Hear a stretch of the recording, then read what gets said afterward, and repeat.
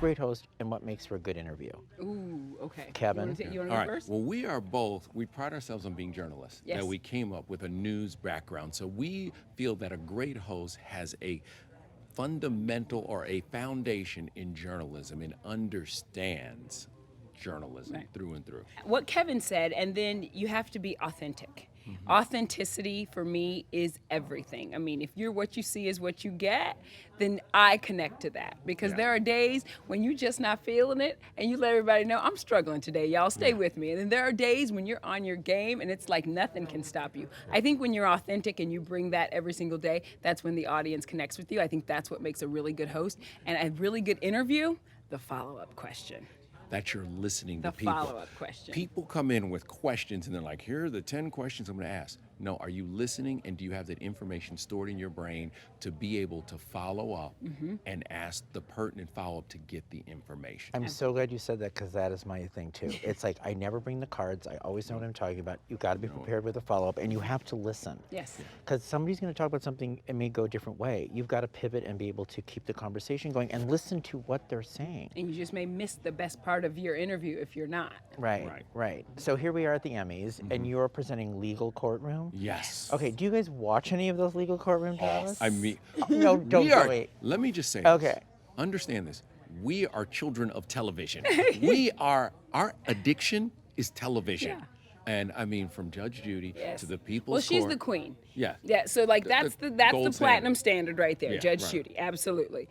And then we watch these shows, Divorce Right. Court, we watch them all. Well, I started watching People's Court when it was Judge Wapner. Yep. Remember Harvey Levin was that? Yes. We My didn't even God, know you Harvey- guys are like. I mean, yeah, and then Yeah. we had Judge Maryland and all of Yep. them come in. But I was telling you this earlier. I love me some Lauren Lake. Yes, who does I a think great job. she's fantastic, and her show is highly entertaining, along with like Judge Mathis and all. Like, come on, they're great. But do you think what makes them different to you? Because they're the similar format, right? A similar format, but a different flavor. Yeah. Each judge Right. brings their It's the own personality flavor. of the judge. And Absolutely.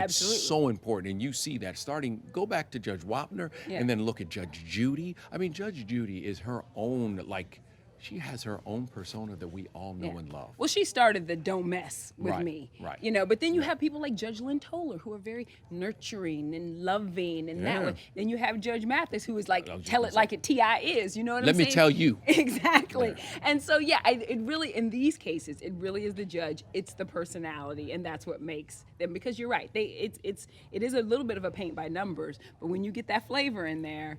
That's the difference. And the way Exactly. they can interact with the folks who step in front of them. Yeah. It's magical. So during COVID and the past year, like the year that was nominated in ET and also what's going on, what were the stories that you were most proud of covering? Where you're like, oh, I did a good job on that. Well, I think in the beginning, just us going home. That was the Yeah. first thing. The fact Just getting that a show on the I air. mean, literally, we said, "Oh, we're going to take 2 weeks off while they figure out this COVID thing," and the next thing we know, we're at home shooting for the next 5 months. Yeah. And so, getting our show on the air in April was amazing, and it's incredible. And I feel blessed. I mean, she was moving into a new home, Yeah. so she had to go to a hotel room many times to do what she needed to do. You know, I had my family. We were trying to figure it all out. So that was the first thing. But then the second thing, I think, is the racial reckoning that happened in this country and being able to Absolutely. go to Minnesota to cover some of the George Floyd proceedings. Yeah, I mean, some of the best interviews I've had were with celebrities who really were opening themselves up in vulnerable ways that we hadn't seen before, especially in this time and space. And I had said, you know, even though all of us are like, gosh, why do we have to be home? We wish we could be together. I found, for me, I did better work because I felt like everybody being at home, we kind of leveled the playing field. People had their guards down a little bit, and we had real conversations. I thought some of the interviews I did were the best that I've ever done. That's just because. Is there a few, like who? Well, Spike Lee, number one, Which for is The great. Five Bloods. I mean, he's one of my favorite people to talk to, but he really, you know, he goes there. And this was a time where we needed to hear. Naomi Campbell was another interview that I never thought it would go the way it did. But she came in with a real clear message of social justice.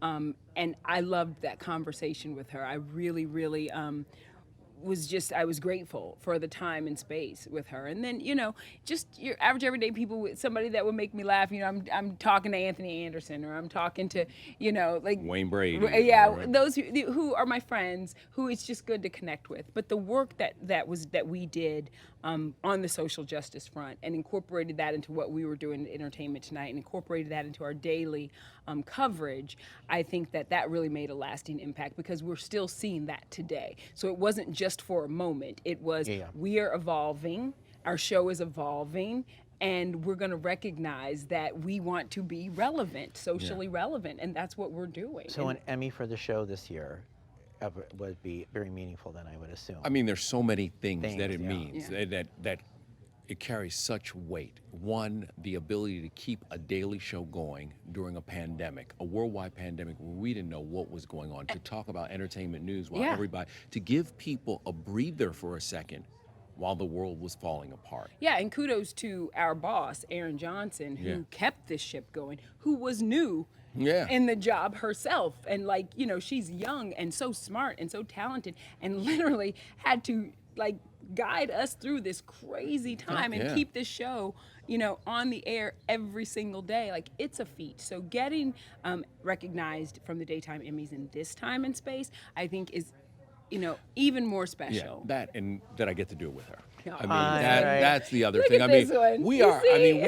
mean, we have been friends for a long time. Wait, you but- think he's telling the truth, right? Listen, deep down, I do. Do you believe what he said? This is my brother. Okay. This is my brother that I Yeah. never wanted, but he is my got brother. him now, so now you're like, Right, and you love your family, right? So Yes. yeah, I mean, it's my guy. Yeah, It there is no one else who, we have a relationship where we tell each other the truth. For sure. Like, it can be brutally honest. I can walk on set sometimes and she's like, I hate what you have on. You know what? Don't say I that can that see her way. saying And no, and I will say to her too, I'll be like, Yeah, I'm I not don't really like feeling that. that. I don't I feel don't like that. that. And there are times where we will have arguments. Yeah.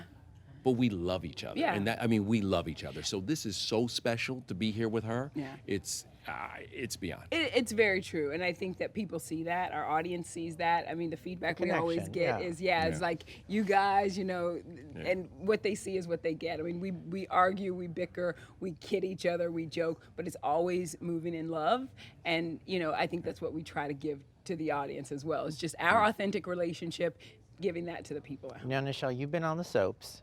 Yes. So let's talk about your love for the Now soaps. Okay, listen. let's just go into this for a minute. Okay, I know. Take it all the way back. I'm going Take back. it all the way Let's back go to how it Let's started. go back. Okay, how'd How'd it start? I want to know the story. 'Cause I Well, think I know the story, but go ahead. The nefarious nurse? Yeah, nefarious nurse. I have named her the nefarious nurse. Now listen. NN. Yes, she can always come back. We don't know what happened to her. We know she was in the hospital pretending to take care of Jack Abbott so she could gather information and take it back to Victor Newman, okay? So that was who I was. I could come back. There's things to do and things to talk about. Young and the Restless, come on, come back. So that was the first time. Then I came back to Young and the Restless. You know how they do on soap operas? You can come back as different people all the time. I came back. I came back as a TV presenter, okay? Nefarious nurse no more. Now I'm a TV presenter when Victor went to jail. So apparently I didn't Did do you a want her to great be job. nefarious too? Yes.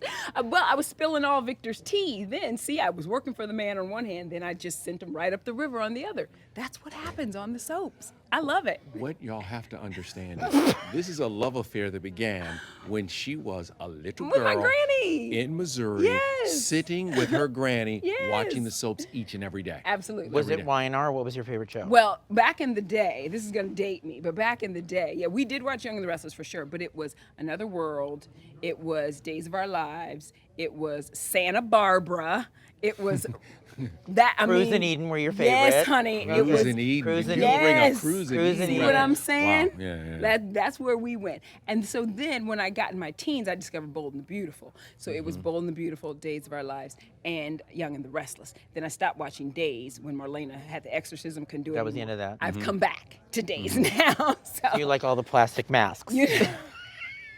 now I will say, This is your friend.